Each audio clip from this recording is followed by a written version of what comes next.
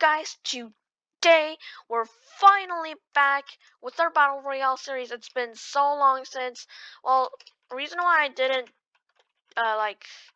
make a video of the Battle Royale series is really because I didn't get the answer from the last video.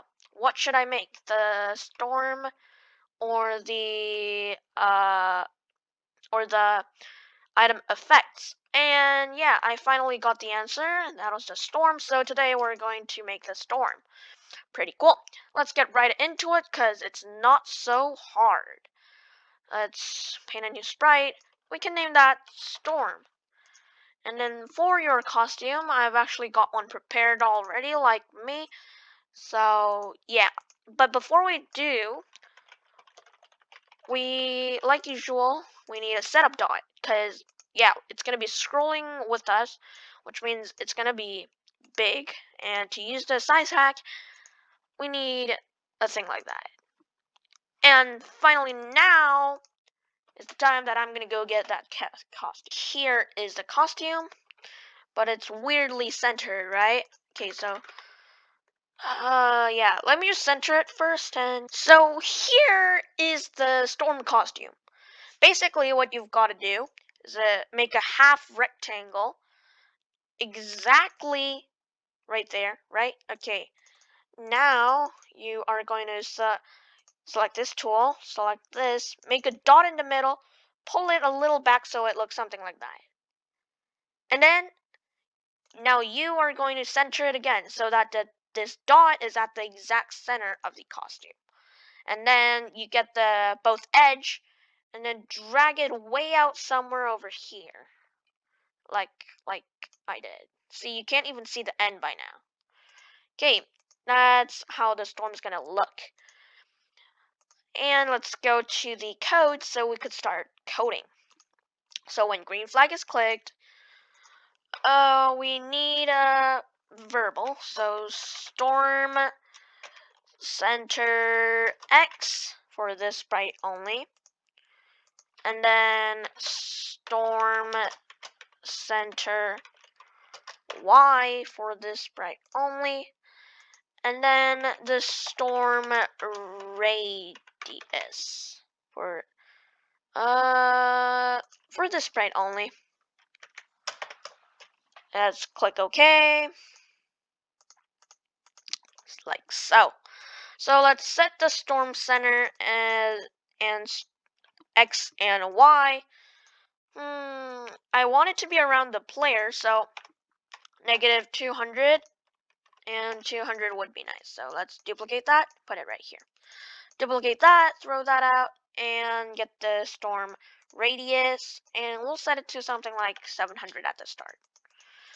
If you don't know what a radius is, here's a quick example. We have a circle, and the radius is half of the actual circle, if you get what I mean. This is the basic radius. So halfway across the circle is where the radius is, like that.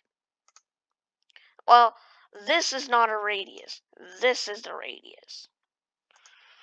But that doesn't matter because, yeah, you're going to learn it later if you don't know what it is, and it's a pretty simple thing, so yeah. And then what we're going to now do is get a window receive, tick, my block. Let's create a block. Let's name it Storm. And remember to check that run without screen refresh. Or if you don't like this name, you could just go, yeah, I like this name. But you guys could choose your own name. Yes. Let's do if, okay, we're gonna get greater than. If the storm radius is greater than, this is gonna be your smallest circle's size, and 201 is good. Okay, now you're going to change storm radius by -1, so it gets smaller. And then if you guys ask me why I don't draw an entire circle and then just do this, is because it's gonna be super laggy if it's just an entire circle. So we're just gonna make this follow the player and turn according to the player's positions. And that is gonna be super similar to the enemy's pointing code. So but I'm just gonna code it again because you guys might not remember. And then we could just drag it in, but there is some difference. So let's get addition. Let's add 180. We need a round. It's not too long. I mean, it is long compared to the other blocks, but it's not too long. Let's get an addition, and then let's get a multiplication at the back one, and then let's fit in 180. And then let's get a smaller than. If the storm center Y is smaller than player Y, and we could get a division like that. And then we could get a subtraction like that, and we could duplicate that. Now it gets simple. We just need storm center X and storm center Y at these front, and then player X, storm X minus player X, and storm Y minus player Y. That's really simple. And then we need just two more variables, X, Y. Simple, right? It all of these sprite has it, except for the player, or like, yeah.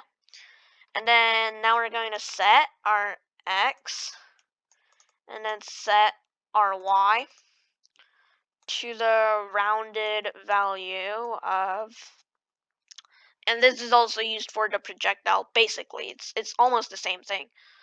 We're gonna plus storm center X and storm center Y like that, and then we can get a multiplication like that and that. So yeah, I'm quickly gonna hit the save button, and let's get the storm radius variable, and let's get the sine of direction, and then the cosine of direction like that. Now if we just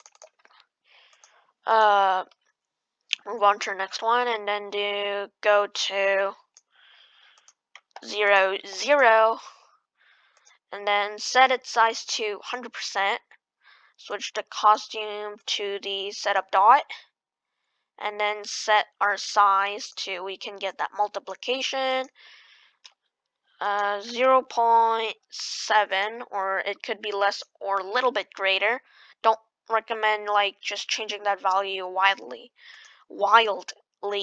And we could get the storm radius at the front, and we could switch our costume to the, oh, okay, we could switch our costume to the storm, and then we could go to motion, get a go to block, get a subtraction for both of them, and then get X, Y, player X, player Y, like that.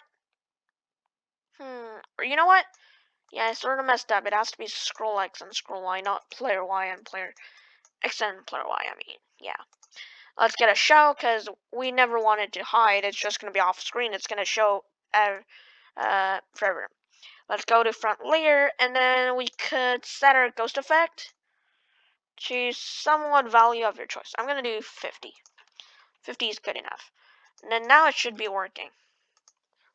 Let's go check. Okay, you know what? We can just wait here. It's gonna come to us. We don't have to go to it. And it shouldn't take too long. If you see the size shrinking, it's gonna, yeah, we see the storm now. Hey, now if we go like that, oh yeah, that's a bug, but we can fix it. It's a bug in the, oh, I know what I forgot. Okay, go to operators, get a A10, right there, and then get this division, put it in there. Now it should work fine. Hey, here it is. Now we see it smoothly rotating. And then it's also shrinking in. If you go close to it, you're outside. Sort of like that. It's pretty cool. Now, enemies still go out there. And they don't really get damaged. And that is only because we haven't coded health code yet for the enemies. And if you see, it's like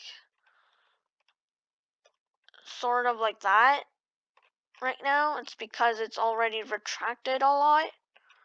So yeah, truly it has to be something like this, but it's how Scratch works. You really can't do anything about it. But it's a still cool method. And then this is the problem. We just have to make it longer, and then sort of like hope the player won't just go infinitely out, because it's the limit of Scratch. You really can't do anything about it. If it's a normal player, it wouldn't just try to go out, because yeah, they would get damaged. And if you see, it's going pretty long, but it still ends, which is a problem. But yeah, that long distance, yeah, it's gonna just yeah.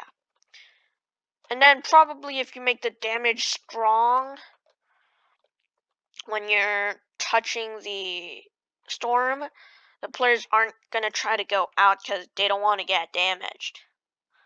So yeah, pretty cool.